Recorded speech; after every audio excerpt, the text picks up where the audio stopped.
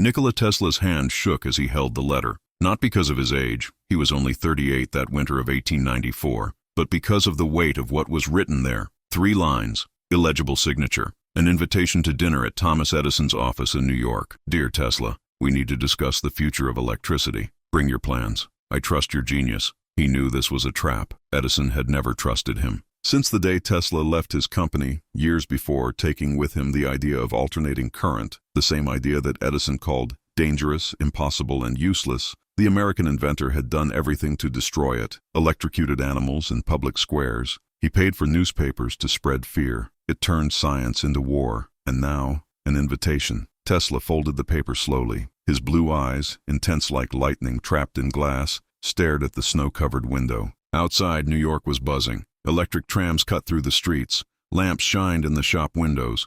All of it was his vision, his current, his future. But Edison still controlled the narrative. He was still seen as the king of light. Tesla knew that men like Edison do not invite rivals for friendly conversations. They invite you to manipulate, to steal, to destroy. But Tesla had something that Edison would never have, the ability to see beyond words. He had learned this in the Balkans as a child, observing merchants who smiled while lying, nobles who made empty promises. His father, an Orthodox priest, used to say, "Nikola, a man's words are his disguise, but there are 2 questions that tear off the mask, and when you ask them, the truth can no longer hide." Tesla had never forgotten those words, and now, holding that fake invitation, he knew exactly what to do. He would go to Edison.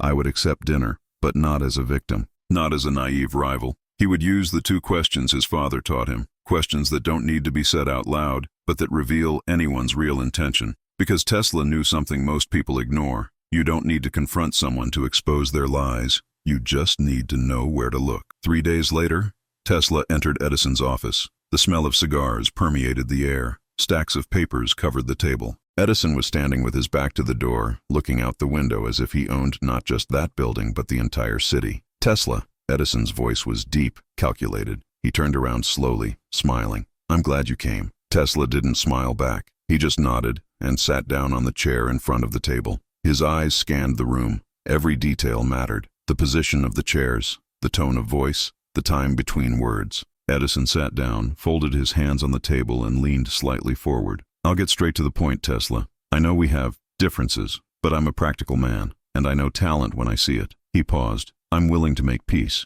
More than that, I want to invest in you." Tesla remained motionless, just listening. "Bring your projects to my company, your patents, your plans. Let's work together. You will have resources, recognition, money, everything you need." Edison spoke like someone offering a gift, but Tesla saw something different. He saw Edison's fingers drumming lightly on the table. He saw the smile that didn't reach his eyes. He saw his breathing being too controlled, too rehearsed. And then, Tesla asked the first invisible question, not with words, but with silence. He waited. 5 seconds. 10. 15. Edison began to shift in his chair. Then, "What do you think?" His voice was now in a hurry. Tesla smiled, but it was a cold, scientific smile. "I'll think about your offer, Edison. But first, tell me something." He tilted his head slightly. "Why now?" The second invisible question. Edison blinked. He hesitated. Just half a second. But Tesla saw it. "What do you mean? Why now? You spent years trying to destroy me. He called my chain a killer. He burned elephants in public to defame me. And now, do you want to hire me?" Tesla crossed his arms. "What changed, Edison?" The silence was like breaking glass. Edison forced a laugh. "I changed my mind. Just like that." But Tesla already knew the truth, because the second invisible question wasn't about the answer. It was about the time it takes the person to respond. And Edison took too long. Tesla stood up slowly. "Thank you for the invitation, but I'm not interested." Edison blushed. "You're making a mistake, Tesla." "No." Tesla walked to the door and stopped. "It was your mistake in thinking that I wouldn't see your intentions," and left. But the story was just beginning, because Tesla did not yet know that Edison was not alone. There was someone else in the shadow, someone who planned something much worse, and that person was listening in everything. If this story is awakening something in you, subscribe to the channel. There are many more revelations ahead. The next morning, Tesla woke up to violent knocking on his laboratory door. He opened it. 2 men in black suits, hard expressions. One of them held a sealed envelope. "Nikola Tesla?" "Yes." "Court order. You have 48 hours to vacate this space." Tesla snatched the paper from the man's hands. His eyes scanned the printed lines. Unpaid debt, property under litigation, court-authorized eviction. Impossible. He had paid the rent. I had receipts, signed documents. There must be a mistake. There is no mistake. The man pointed to the signature at the bottom of the page. The owner sold the building. The new owner doesn't want tenants, especially, he looked Tesla up and down, experimenters. Tesla felt his blood run cold. The new owner of the building was a company called Continental Electric Holdings, a name he had never heard before. But at the bottom of the document, in small print, there was something that made it all make sense. Legal representative, Thomas A. Edison. Edison had not accepted the refusal. He had decided to attack in another way. Tesla locked himself in the laboratory that afternoon. His assistants saw him walk back and forth, speaking to himself in Serbian. He did this when he was processing something complex. It was as if his mind was working on multiple layers at the same time.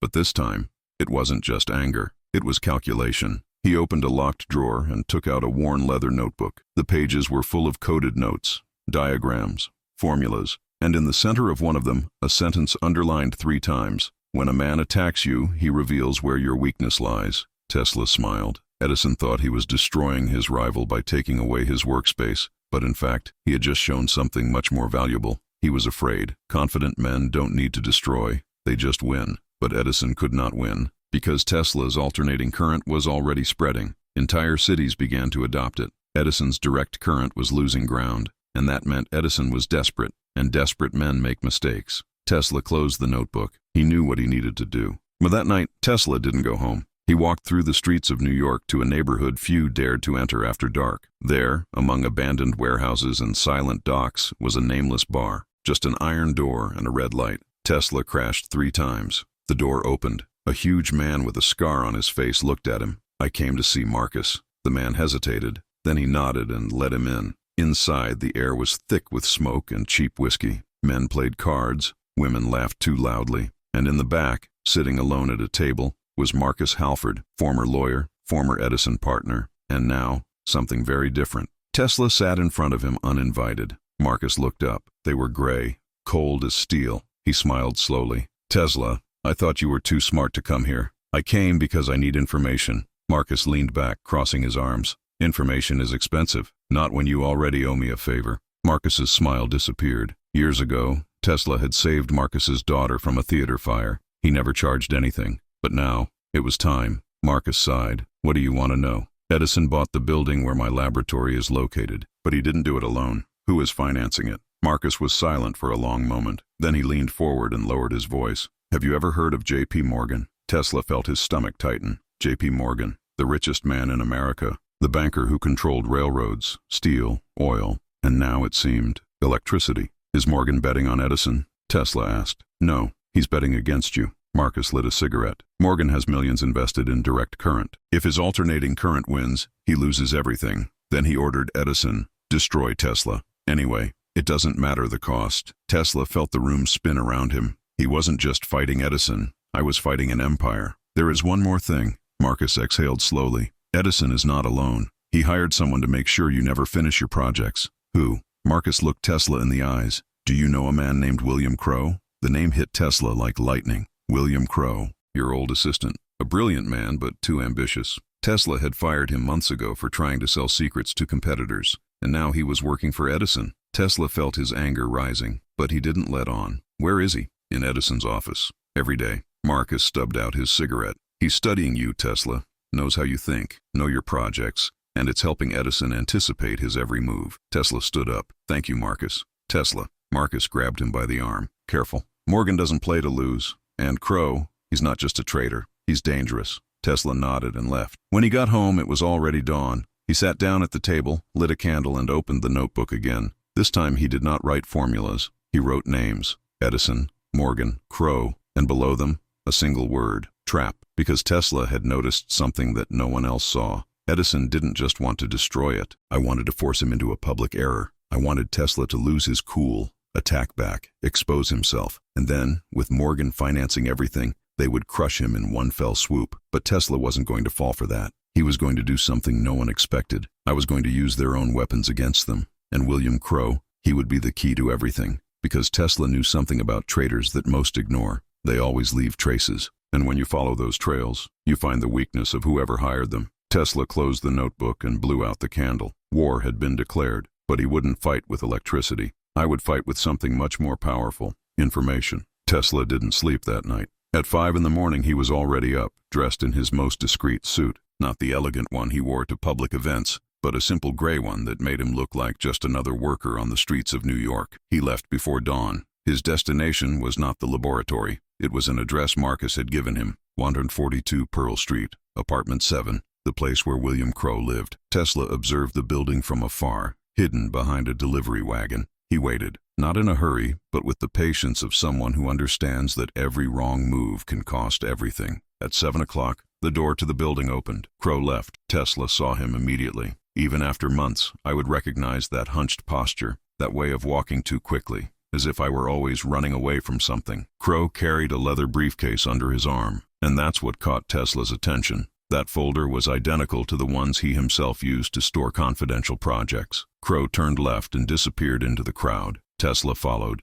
"See you, Dad." The Crow crossed half the city. He went into a barber shop, stayed for 10 minutes, left, bought newspaper, had coffee in a small establishment. Everything seemed normal, but Tesla knew better. He noticed something most wouldn't. Crow looked back every 2 blocks, not in an obvious way, just a quick turn of the head, as if checking if he was being followed. He was nervous, and nervous people hide something. Finally, Crow entered a building on 5th Avenue. Discreet, no signs. Tesla waited 5 minutes and entered too. The lobby was empty, just an elderly doorman reading a newspaper. Tesla walked straight to the elevator, as if he belonged there. The doorman didn't even look up. Tesla went up to the 3rd floor. When the doors opened, he heard voices, muffled, but recognizable. He walked slowly down the hall to a half-open door, and there, through the crack, he saw something that confirmed his suspicions. Crow was sitting in front of a table, and on the other side, Edison. But it wasn't just Edison. Next to him, a man in an impeccable suit, perfectly combed gray hair, gold watch on his wrist, J.P. Morgan.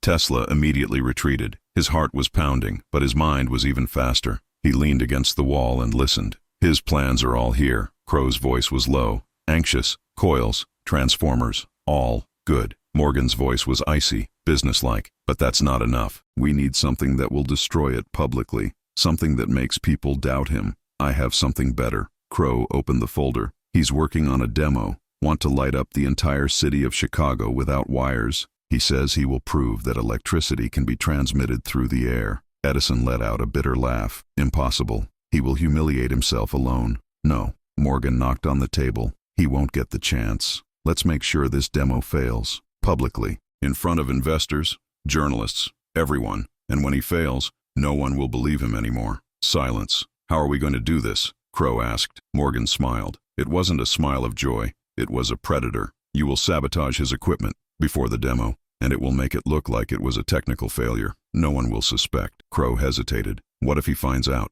"He won't find out." Edison leaned forward. "Because you're invisible to him now. He fired you. He no longer sees you as a threat. This is your advantage." Crow nodded slowly. "And then, when will this end?" Morgan opened a drawer and threw an envelope on the table. $10,000. Half now, half when the job is done. After that, you disappear. Go to Europe. Change your name. Never come back." Crow took the envelope. His hands were shaking. "It's closed." Tesla didn't wait to hear more. He walked down the stairs in silence, left the building and walked 3 blocks before stopping. His entire body was tense, but his mind was clear. He didn't feel angry, not afraid. He felt sure, because now he knew exactly what they planned. And when you know the enemy's plan, you can turn it against him. Tesla returned to the laboratory. His assistants were waiting for him, confused by the impending eviction, asking what they would do. Tesla raised his hand, asking for silence. "Let's change location, but before that, we have work to do." He walked over to a blackboard covered in calculations and drew a simple diagram. "This is the demonstration we will do in Chicago, but let's make a change." He circled a part of the drawing. "We will create 2 systems, a real one and a fake one." The assistants looked at each other. "False?"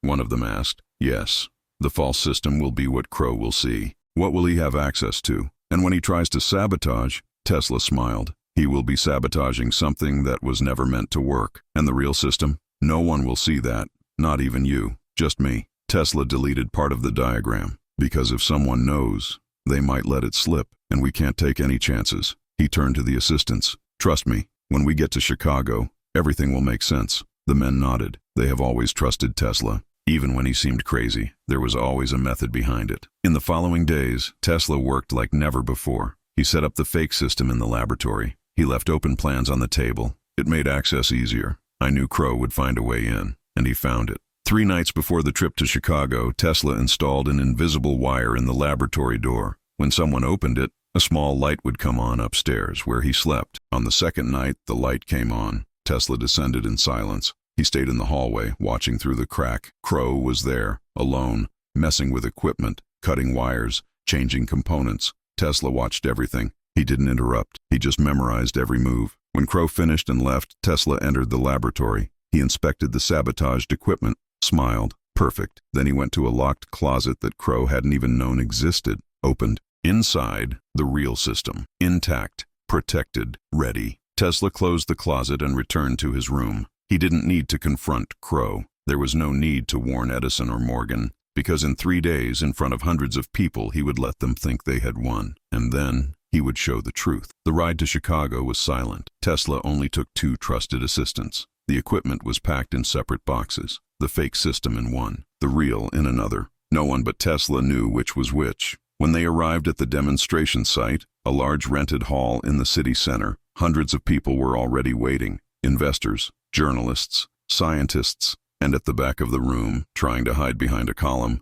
William Crow. Tesla saw him, but he didn't look directly. He just smiled to himself. Crow thought he was invisible, but Tesla had always known he would come. I wanted to make sure the sabotage had worked. And now, he would discover that not everything is as it seems. Tesla took the stage. The lights went out. Silence took over the hall. He looked at the crowd, and then in a calm voice he said, "Today, I'm going to show you something that will change the world. But first, I'm going to reveal something that will change how you see the truth." And that's when it all started. Tesla walked to the center of the stage. Behind him, a metal structure covered by a cloth. At the back of the room, Crow was sweating. Tesla pulled the curtain back. The structure has been revealed, but something was wrong. Crooked connections, loose wires. Crow almost smiled. Tesla touched the wires, frowning. "There is a problem here." The audience shifted uncomfortably. "Before the demonstration, I need to tell you something. Edison offered me partnership. I knew it was a lie." The room fell silent. I asked 2 invisible questions. The first, silence.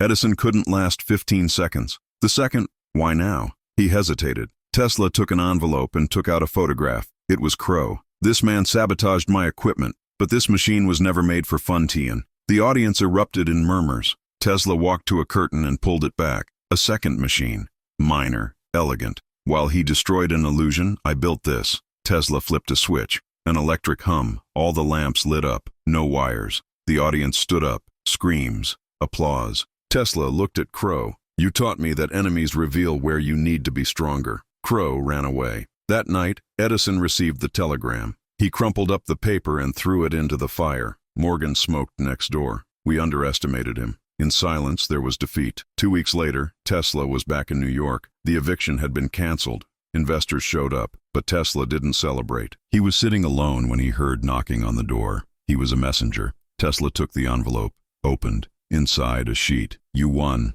but it's not over." Edison. Tesla read it. He folded the paper. No anger, no fear. That night, Tesla wrote in his diary, "Victory is not destroying the enemy. It is building something that he can never destroy." He looked at the city. The lights glowed. Everything was yours, because he built something bigger. Weeks later, a young engineer showed up. "Mr. Tesla, how did you know that Edison was lying?" Tesla smiled. "The difficult thing is having the courage to see." He wrote on the board. 1. Silence. 2. Why now? The first doesn't need to be said. You wait. Liars are in a hurry. He circled the second one. Timing reveals intent. If someone offers something out of nowhere, ask, "Why now?" If it takes a while, you already know. The young man took notes. What if the person is good at lying? Use the third one. What do you gain from this? If someone says they don't want anything, be suspicious. The young man closed the notebook. Tesla placed his hand on his shoulder. These questions serve to protect. The greatest power is not letting liars destroy you.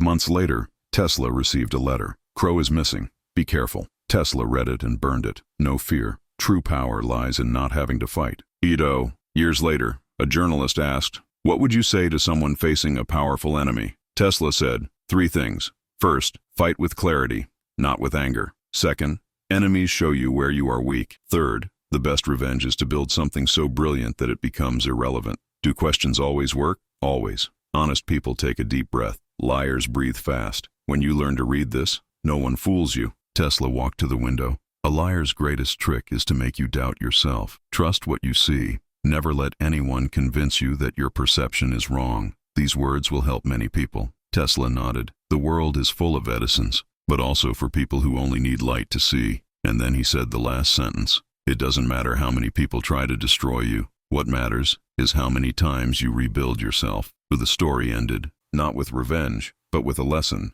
Tesla won because he knew how to see. If this story taught you something about seeing the truth, subscribe to the channel. Here, we reveal the secrets that few have the courage to see.